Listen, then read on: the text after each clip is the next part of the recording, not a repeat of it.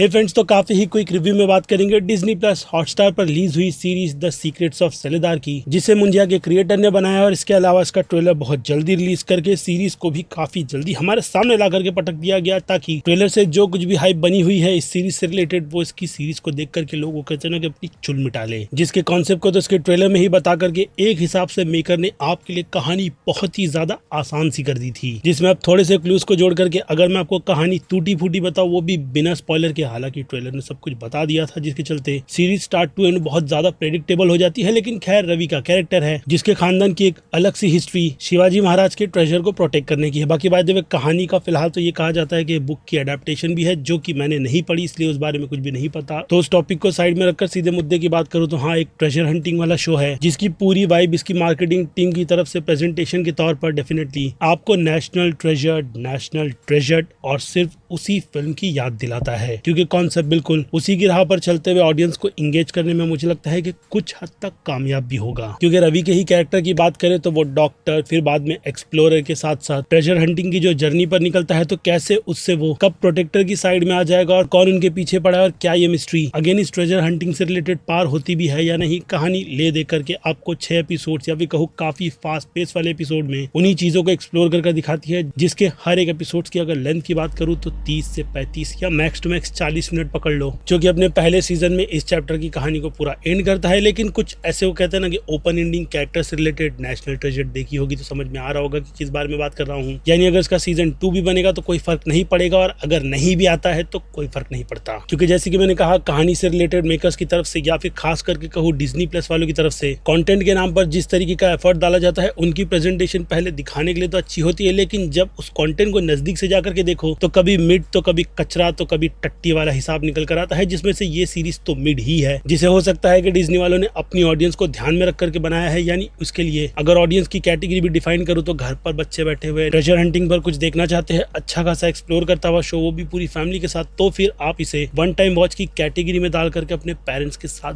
बैठ करके देखोगे तो डेफिनेटली डिसअपॉइंट तो नहीं होगे, ऐसी कुछ सलाह मेरी है। लेकिन अगर प्रो ऑडियंस की बात करूँ, ठीक मेरी तरह तो दूर रहो। हाँ, इस शो से ही सलाह मेरी यही रहेगी, क्योंकि अगर खामियों की बात की जाए तो क्लूज को लेकर के इस तरीके की जर्नी में काफी ज्यादा टेंशन वाला माहौल होना चाहिए, जो कि इस शो से दूर दूर तक मुझे नजर नहीं आया। इसके अलावा कैरेक्टर डेवलपमेंट वो क्या होती है, मेकर्स ने तो वो बात अपने दिमाग से ही निकाल दी थी, क्योंकि एक जर्नी पर उन्हें फोकस करना था, यानी स्टार्ट टू एंड इस प्रिडिक्टेबल फिल्म में वो क्या करना चाहते थे वो ट्रेलर में ही दिख गया था, जिसके चलते कैरेक्टर्स भी वीक है। सीजी के मामले में कुछ चीजें आपको फेक सी लगती ही है, हालांकि थोड़ी बहुत प्रोडक्शन की क्वालिटी शो को बचाने में कामयाब होती है, और हाँ, कहीं ना कहीं फास्ट पेस वाली स्टोरी भी, जिसमें एडिटर के लिए धन्यवाद तो बनेगा। बाकी अगर इतनी डिटेल देने के बावजूद भी आप थोड़े से कंफ्यूज है, यानी अगर इस कंटेंट को किसी दूसरे हॉलीवुड के लेवल की सीरीज से कंपेयर करना है तो नेटफ्लिक्स पर अभी बैंडिडोस, आउटब्रेक, इन जैसे जो ट्रेजर हंटिंग वाले शो निकल कर आते हैं, इसकी कैटेगरी भी बिल्कुल वैसी ही है, लेकिन प्रोडक्शन क्वालिटी थोड़ी सी कम कर देना। बाकी इससे हटकर अब अगर रेटिंग की बात की जाए तो 3 कैटेगरी वाली रेटिंग ही बेस्ट रहेगी, क्योंकि मिड से शो पर ज्यादा डिटेल और टाइम वेस्ट वाला सिचुएशन वो कहते हैं ना कि बिल्कुल भी क्रिएट नहीं करनी चाहिए। जिसके लिए मास ऑडियंस की बात की जाए तो मास ऑडियंस इस शो को B+ की कैटेगरी में रखेगी, तो वहीं क्रिटिक्स हो सकता है कि इस शो में कई सारी खामियों को देखते हुए शो को B की कैटेगरी में रखे, जिनसे पूरी तरीके से मैं भी अपनी सहमति बना करके इस शो को B की कैटेगरी में रखूंगा। यानी देखो